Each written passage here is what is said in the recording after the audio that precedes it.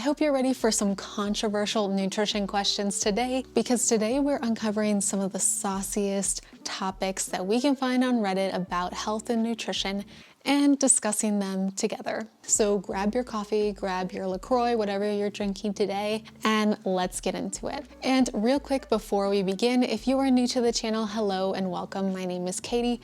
I'm a registered dietitian and certified personal trainer, and here on the channel, we help you get healthy, fit, and happy without the extreme diets. So if that interests you, make sure to check out some of my resources and my programs in the description below. Okay, let's go to the first question. This one says, another apple cider vinegar post. Everything I've read or watched about apple cider vinegar seems to always have a disclaimer that there are very few studies on the benefits of apple cider vinegar, and therefore any medical claims shouldn't be taken as gospel. You should never take any medical claims as gospel. Of course, there are people that stand by the good effects it has on them, so the division is clear between science and personal experience. I've read that apple cider vinegar has been used for 3,000 to 4,000 years and has been a home remedy for a couple hundred. So why, despite the long existence of apple cider vinegar and its use as a home remedy, does barely anyone study its claims on humans? That's a really great question. And first I'm going to answer your kind of more direct question on why there aren't studies about it. And then I'll also get into apple cider vinegar a little bit. So first and foremost, there are some studies on apple cider vinegar and its effects on blood sugar balance. I think that's the thing that we have the most research on. And you know, when I searched in PubMed, quite a few studies came up. So there are studies on it.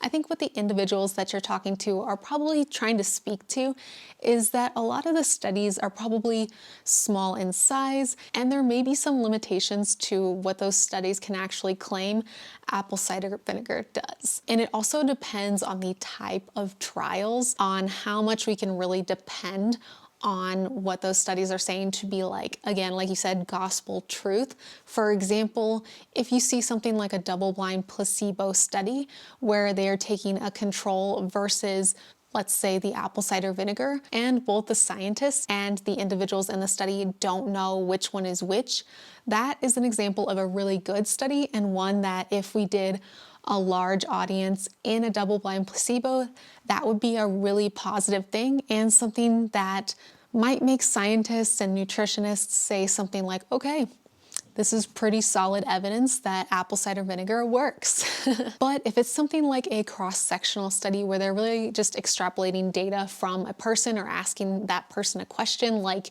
do you have apple cider vinegar in your diet, and how regularly do you actually consume it? And maybe something like, have you maintained your weight over the last 10 to 20 years? And they say yes. They might take that data and put it into a study with, 50, 100 participants and say that apple cider vinegar is good for weight loss because of those observations, when it's really hard to say if that's truly the apple cider vinegar or not, because there's so many other factors, if that makes sense. Now, to the research on apple cider vinegar, there are some studies that show that apple cider vinegar can help slow down gastric emptying. So essentially what that means for you is if you have apple cider vinegar, that can lower the gastric emptying speed at which your meal gets processed. So long story short, your blood sugar is not spiking and dipping as much. It's having more of a gradual incline, which is good for your hunger and fullness signals. And it can also be good for something like weight loss or just keeping your energy steady throughout the day. It doesn't have to be weight loss per se. I know from my own personal experience, I did have some challenges with low blood sugar when I came off of my eating disorder and was healing. And I did have apple cider vinegar, I wouldn't say every single day, but on occasion. And I did feel like it helped me kind of level out my sugars. And so, from personal experience and from the studies that we have, I think it can be good for type 1, type 2 diabetics.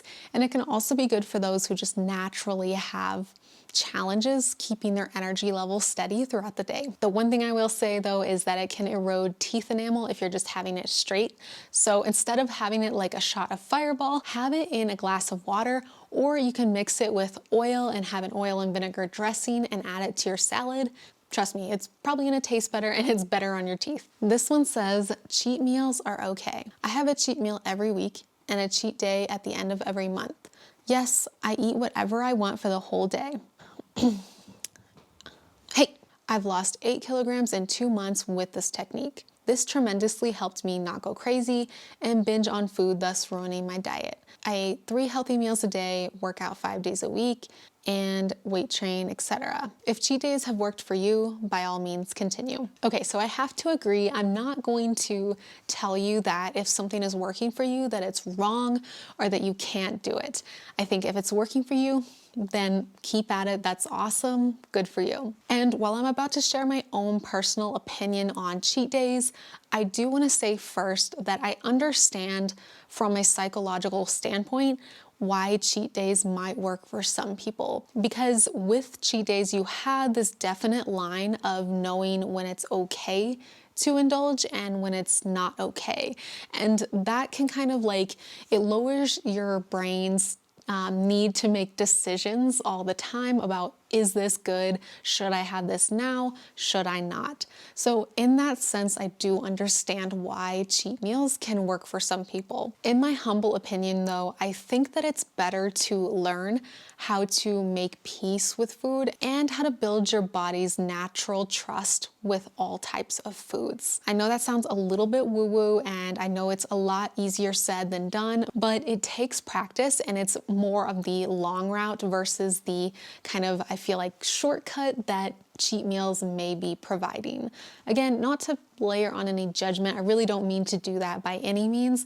It's just, I do feel like cheat meals might be taking the easy route versus the long one. Having cheat meals or cheat days can kind of set you up for this mentality of restricting beforehand and then going all out when you actually finally had the food that you want to have. So say that you have a cheat day coming up tomorrow. Today, you might be like, okay, well, I'm gonna eat really good. I'm only gonna have the salad. I'm not gonna have any sort of bad foods. And you inadvertently really severely calorie restrict, and your brain and your body aren't stupid, okay? So your brain and body are having that anticipatory hunger and it is getting ready to ramp up your hunger. So when you finally do have the food, again, you fulfill your body's need, natural need, mind you, for energy.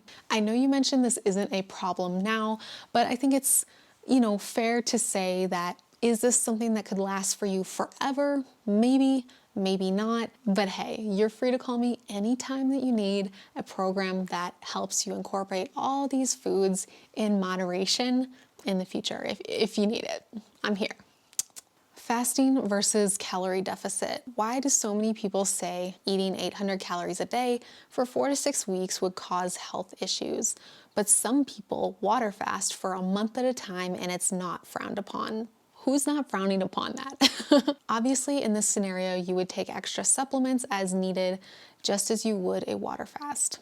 Okay, I hope I don't need to explain why a water fast is not a good thing long term. That is dangerous and it can lead to a lot of problems, hypoglycemia, death, any of those things. But hopefully I don't need to explain that one too much. As far as an 800 calorie diet goes, there are certain diets out there, usually medically supervised, that go as low as 800 calories. Do I agree with them? No, but they're out there. And these are usually referred to as a very low calorie diet, or VLCD, as it should be. Will it lead to immediate health concerns in 4 to 6 weeks?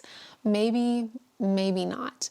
But here's the thing, even if you are getting your calories from a multivitamin hypothetically and filling in those gaps, it's still not going to be the same as eating those vitamins and minerals from food. Multivitamins are a great way to supplement a healthy diet, but they're only meant to supplement a diet that is already adequate, hypothetically, or as adequate as possible. They're not intended to serve as a replacement to actually eating real food. And I know this person is making the case that, okay, I'm filling in my micronutrient gaps, so why does it matter?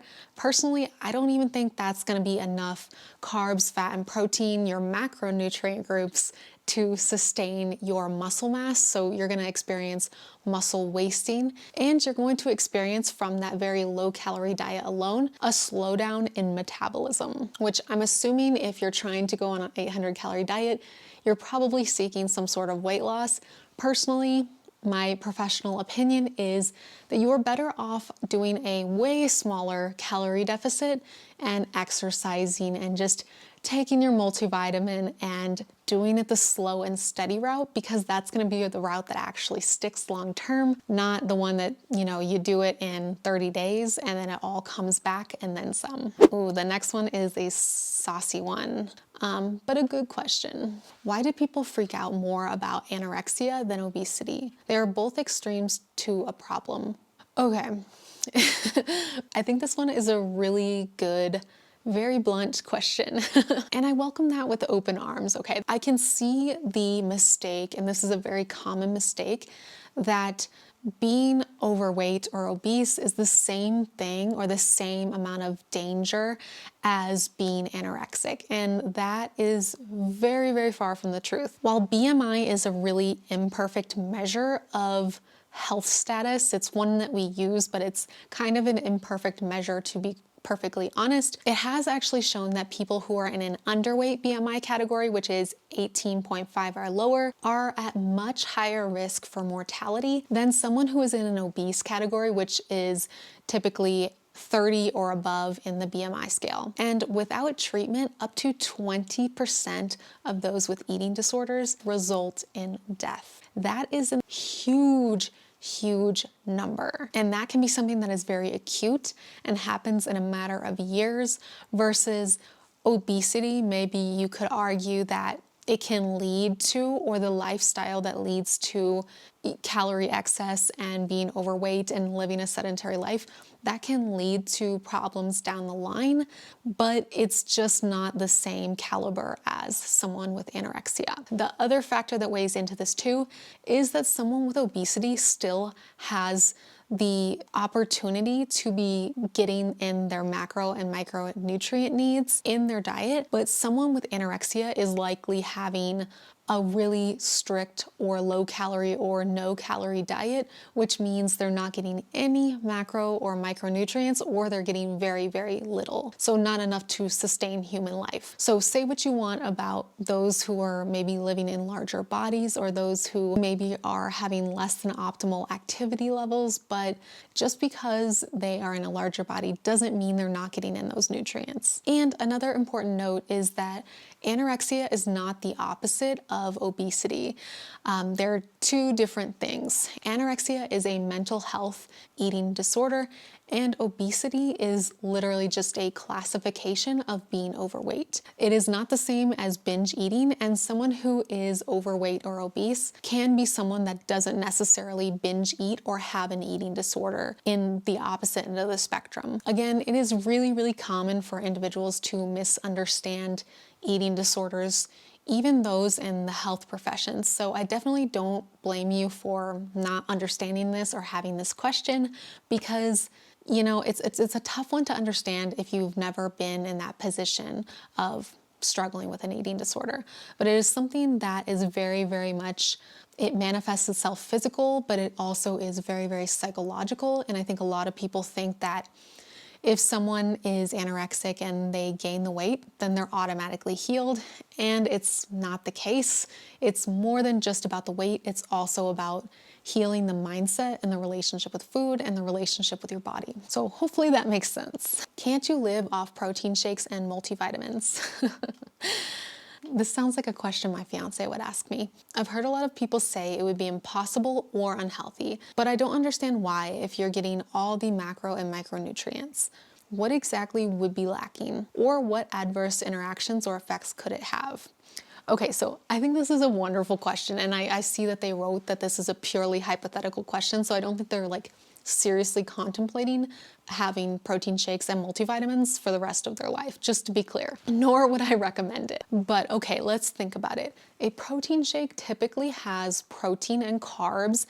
I don't see a ton of fat in protein shakes, but hypothetically there are some nutrition shakes out there that have all three macros. And then they're also saying if they had a multivitamin to top it off, wouldn't they be getting all their macros and their micros if they did that? From a technical standpoint, I think this could work. And by that, I mean, could it keep you alive? Sure, I think it would. But to your point of adverse effects and interactions that it could have, I do think that there could be problems. For example, protein shakes are good to have in moderation, and they can be a really great supplement to the diet. But can you run into problems if protein shakes are the only source of calories that you're getting? In other words, you're probably having 10 shakes a day at least to fulfill your 2,000 calorie diet. I do think that that could lead to problems. There can often be minerals that are in trace amounts in protein powders and protein shakes, which are fine to have, again, if you have one protein shake a day.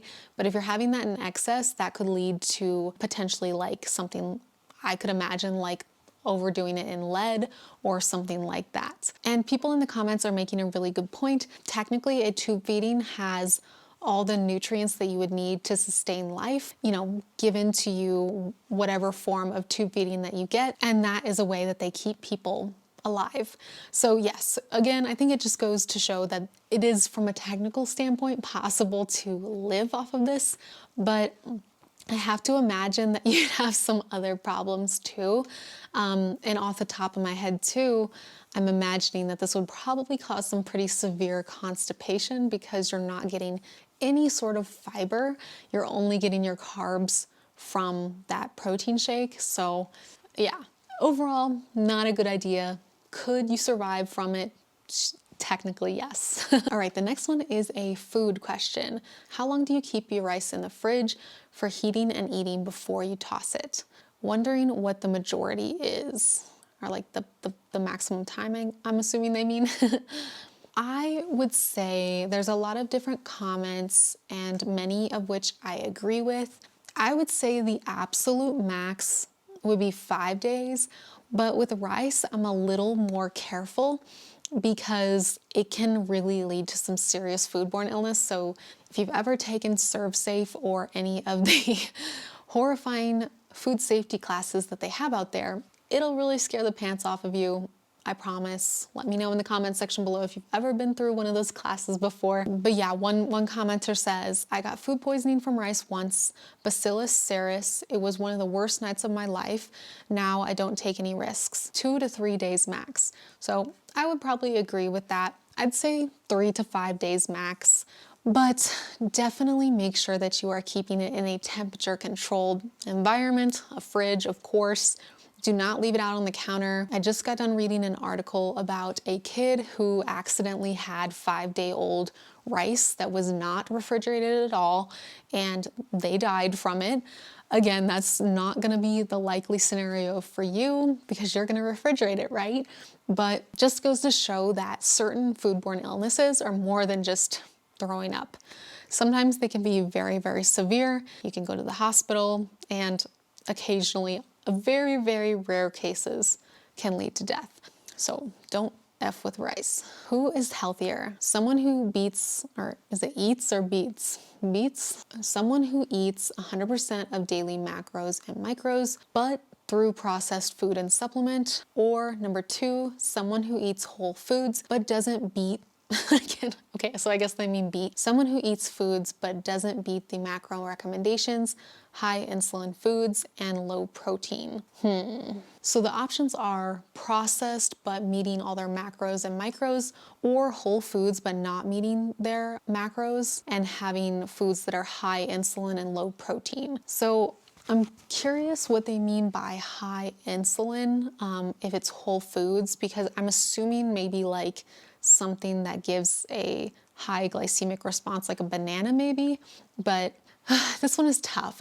I'm gonna have to say that if I had to, like, if you're backing me into a corner, I would say the person that has the mix of macro and micronutrients fulfilled is gonna be doing better. But that's so hard to say because you don't wanna just live off processed foods. You wanna have a mixture of both. So of course, this is like again, this hypothetical scenario that hopefully no one is actually having to go through. But just from a nutritional standpoint, like literally like a science standpoint, not all the biased bullcrap on the internet, just from a scientific standpoint, meeting your macro and micronutrient intake is better than not. So I'm gonna have to say that. If you're just eating 100 bananas a day, you're probably deficient in a lot of vitamins and minerals, which is not a good thing.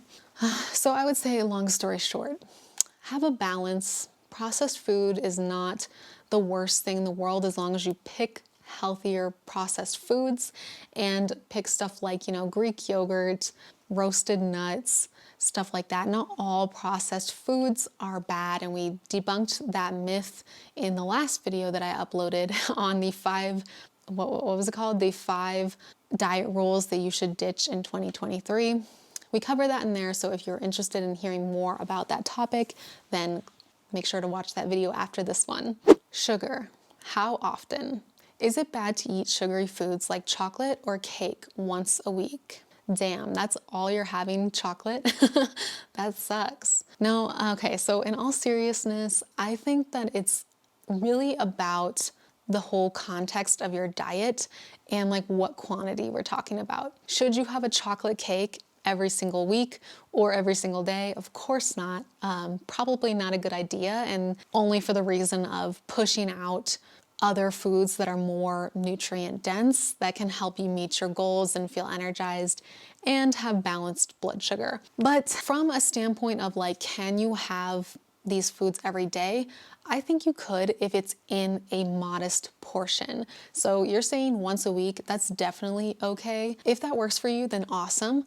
But I would say every day or every other day is fine as long as you're having, it in moderation. I'm thinking like 150 calorie portion if we have to have like tangible portions, because I know some of you are going to be like, well, Katie, what do you mean by moderation? That's such an ambiguous term. But so for those of you who want it, 100, 150, maybe even 200 calories if it's something that has nutrients in it. And that's another good point, is like chocolate cake probably doesn't have a ton of nutrients in it, but something like dark chocolate does. So would that sway my opinion and how often I would recommend you having it? Yes. So find things that are healthy and nutrient dense, and I'd say you could have it more frequently. If it's something like chocolate cake, sure, I would say maybe once a week is a healthy moderation for that, but it's really up to you. Every diet, keto, plant-based, carnivore, Mediterranean, paleo, makes the same claims. Who's actually telling the truth? I've scoured every diet sub, watched documentaries, read studies. Basically, proponents of every non-standard American diet make these claims.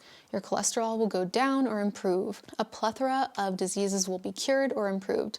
Energy will go up, mental clarity goes up, hunger goes down, sleep becomes magical, and so on and so forth. How do you cut through the crap to make a fact-based decision? I wonder if all of these diets have in common what's causing all these common benefits. Drastic cut down of processed foods and white sugar. Another really great question. First of all, I think that we have to consider that some of this is marketing, right?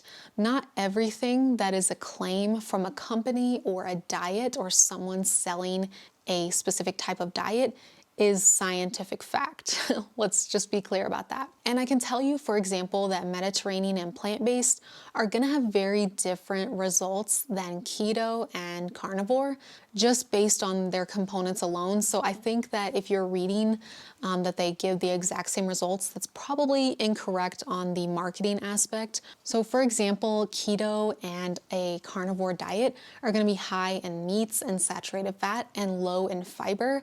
And that in and of itself is going to increase risk for elevated LDL cholesterol and potentially heart health issues down the line. Whereas a plant-based diet is going to be higher in antioxidants from fruits and vegetables and also higher in fiber, which again helps with lowering your body's cholesterol. So again, if those two diets are making the exact same claims, then someone is not telling the truth, most likely the carnivore people, but hey. But to your question about, is the commonality the drastic cut down of processed foods and sugar? That is probably a component of it. So if you're having more whole foods, that's going to be a good thing automatically. And most of these diets are in some sort of calorie deficit, so they're going to potentially lead to more energy or just feeling better for those who may have been overeating prior to that. My best advice for finding reputable sources is don't simply go by the blog articles that you find on the internet to find the latest diet. I just read a post on Instagram and I thought that it was very fitting, is that boring nutrition advice is more than likely correct nutrition advice.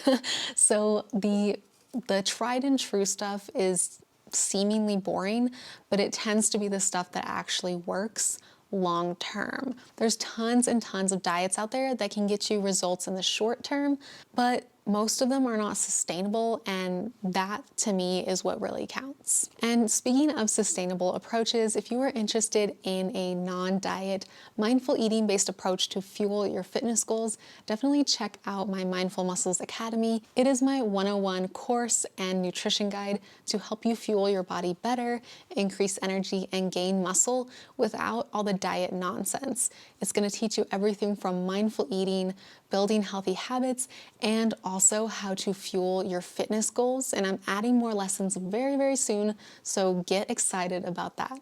I'll drop a little discount code for those of you who want to join in the next month or so, so hop on that deal while it's still around. All right, guys, I hope you learned a thing or two from today's video. Let me know in the comment section below what was some of your reactions to these Reddit posts, and what would you like me to do a video on in the future? Your ideas are always so helpful. Sometimes I get in a little brain rut on what kind of nutrition topics you actually want to hear versus what I think you want to hear. So definitely let me know in the comment section below. And if you want to continue hanging out with me here on YouTube, then click or tap the screen to head on over to the next video. Bye, guys.